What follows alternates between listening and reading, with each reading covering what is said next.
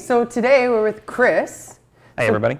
So Chris, tell me a little bit about what your position is with the paramedic service. Yeah, certainly. My position is called an advanced public training instructor. It is my job to organize and run around 600 to 700 first aid courses a year across the city. Yeah. Wow. Okay. Holy crow. Yeah, that really That's is quite a lot. busy. We're doing usually around 6,000-7,000 people a year. Yeah, that's good. All right. So what is the purpose or the goal out of doing that many courses? Sure. A couple goals. Number one, the first and foremost was an introduction to the paramedic service. Most people, the first time they meet a paramedic is when they're in an ambulance. So if they can meet a member of the service beforehand, it definitely makes it a little easier on them when they do have that emergency situation. Right. The other big thing we're looking to do is always standardize first aid across the city, make it more accessible to everybody, make it simpler and more relevant to the people in Ottawa. Right. Okay. And then how many instructors are there? Sure. We have a staff of about 20. There's another 40 that are basically what you would consider a freelance instructor that work on their own as well. Okay. And those are all across Ontario. We have instructors all the way out at Simcoe, Peel, and other locations as well. That's fantastic. So my understanding today is we're going to do a little bit of adult CPR. Yeah, so I'm going to show you the idea of you find a patient who's unresponsive. I'm going to walk you through checking your scene, checking your patient, starting some CPR, some very easy how-tos, talk a little bit about the defibrillator and where you can find them. Okay, fantastic. All right, well, let's hop to it then. Great, okay. So bear in mind whenever you're doing first aid, the person we're most worried about really is ourselves, because if you rush into a scene and get hurt, then there's no one there to help you. So whenever you see someone who's injured or ill that needs assistance, the first thing you do is stop and you look around, you make sure your room is safe. Look for obvious hazards. I mean, some are self-explanatory, like vehicles and fires and things like that, but also look for, is there a pet dog? Is there blood on the floor? Is there a trip hazard? Those things. Then go ahead and enter, ask them if you can help. Hi, can I help you, sir? Excuse me. Call to them, let them know you're here to help them. Try to make some noise in both ears. Excuse me, sir, hello, can you hear me? Want to always yell in both ears in case they can't hear at a 1. If they don't wake up, when you call to them, when you tap them, when you shout in their ears, we're going to go ahead and call the paramedics. At this point, there's something wrong with the patient. You shouldn't be unresponsive, right? Right. You should sit up and talk to somebody when they call to you. So if not, there's something significantly wrong. They need a paramedic. We're going to call 911. Okay. So I'll let you guys walk through that on another video. Yeah, for sure. Okay? Then you're going to come on in, you tried to wake the gentleman up. Now we're going to try and just ascertain how they're doing overall. So we're going to start by one hand on the forehead, tilting right back, one hand on the jaw, pulling up, inspecting inside the mouth, look to see if there's teeth or dentures or anything that may have come loose. If you see something, use your gloved hands, take it out. If you don't see anything, don't worry about it.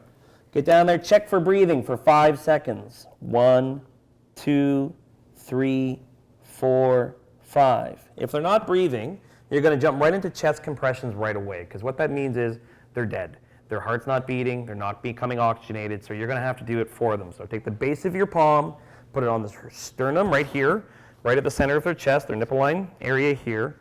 Get your shoulders directly over your hands, lock your elbows, and 30 compressions.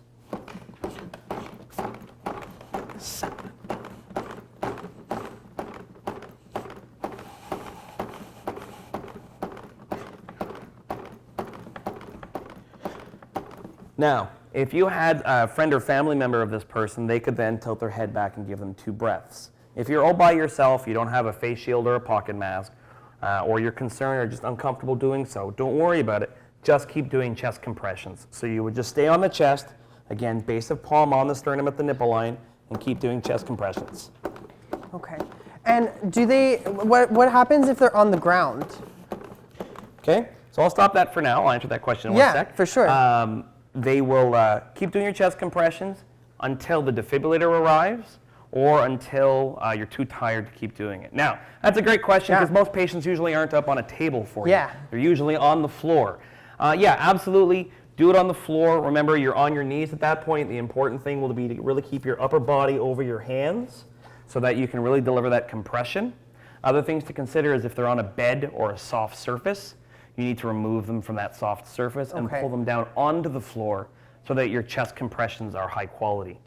The thing to remember about chest compressions, people always want to know how hard, how fast. For the most part, when you're dealing with an adult, you're compressing the chest as far as it'll go. Okay. It's usually 5 to 6 centimeters. Okay. The key thing really is making sure that chest recoils or bounces back up the full way.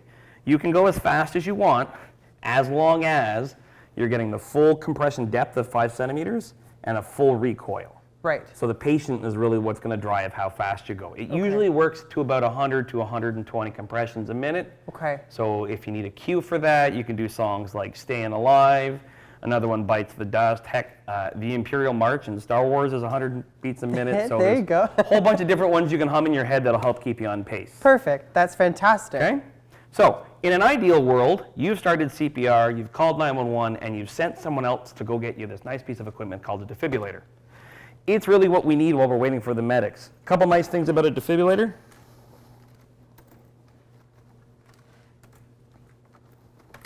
Take it out here. The defibrillator itself, for those of you who've never seen one, is designed for someone who's never used it before. Okay. So when you open it up and turn it on, it's going to talk to you. It's going to walk you through things. It's got nice big pictures on it. Everything it says out loud will also be in text on the screen. Okay. So you've got a visual, an auditory, and a text. Okay.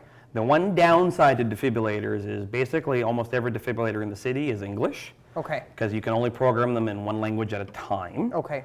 Now the proviso there would be the defibrillators that have been deployed in French language community centers are obviously French language speaking. Right. But we have found that the combination of pictures and everything has been good enough for any people of multiple languages. Right. So it'll talk you through. It'll do all the stuff I've already done. It'll talk about, stay calm, try to wake them up, call 911, and then it'll prompt you to put pads on.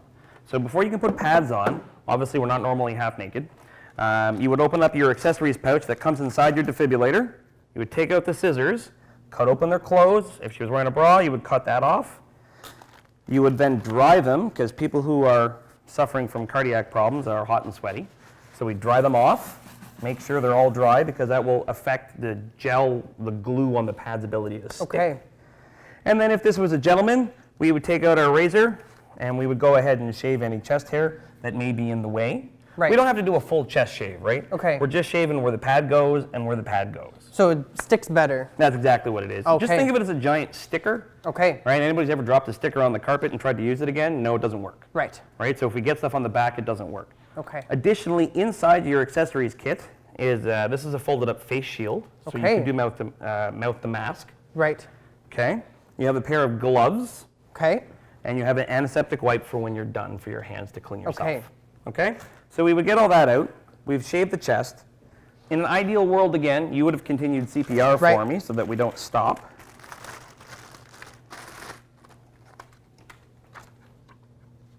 And then we would open the pads. Okay? Now, the bottom pad can be detached.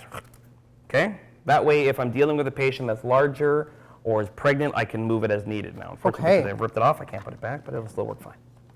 So you line up the blue thing on the center of the chest, on the sternum here. So where you were doing compressions is where that little white circle, this circle is going. Okay. It's totally an X marks the spot. You're going to put that crosshair right where you need it.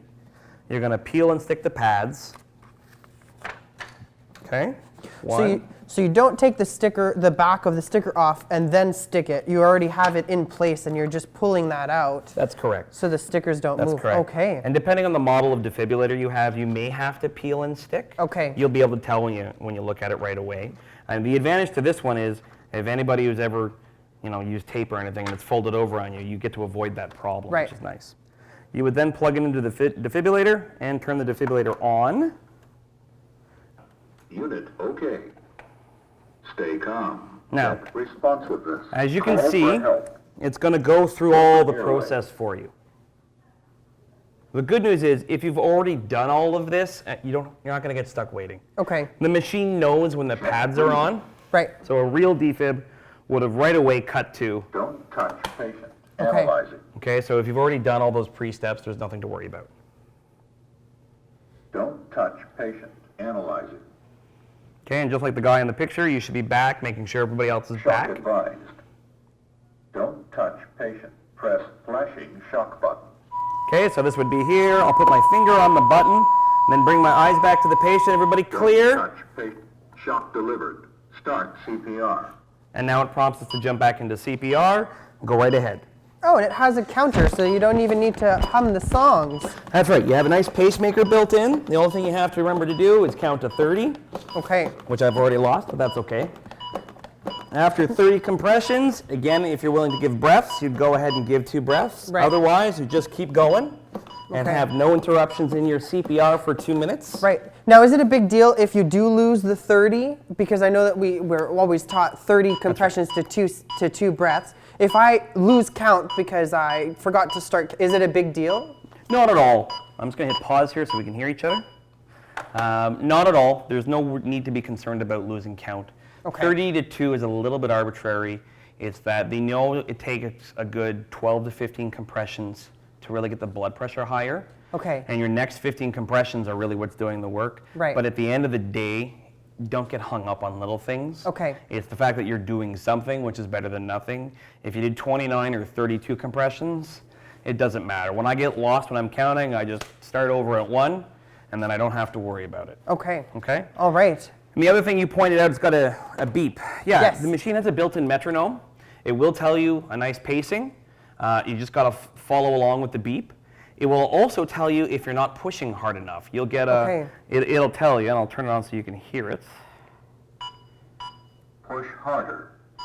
Okay, and when you respond and do start pushing harder, you'll be told. Good compressions. So it'll evaluate your CPR as you're doing it. The other nice thing is, I don't know if you can see it, right here there's a gray line. Well, on a real defib, as you compress, that line will pulse. The deeper you push, the longer that line is. Okay. So if you're ever concerned, just look at the machine. As long as you're filling the window, you're good to go. That's fantastic. The machine will then tell you to do CPR for 2 full minutes. After 2 full minutes, it'll say stop CPR, and it'll reanalyze the patient. If they're still in a shockable heart rhythm, it'll prompt a shock. Otherwise, it'll tell you to do CPR. Okay. This is the one spot where the rescuer has to do a little deductive reasoning.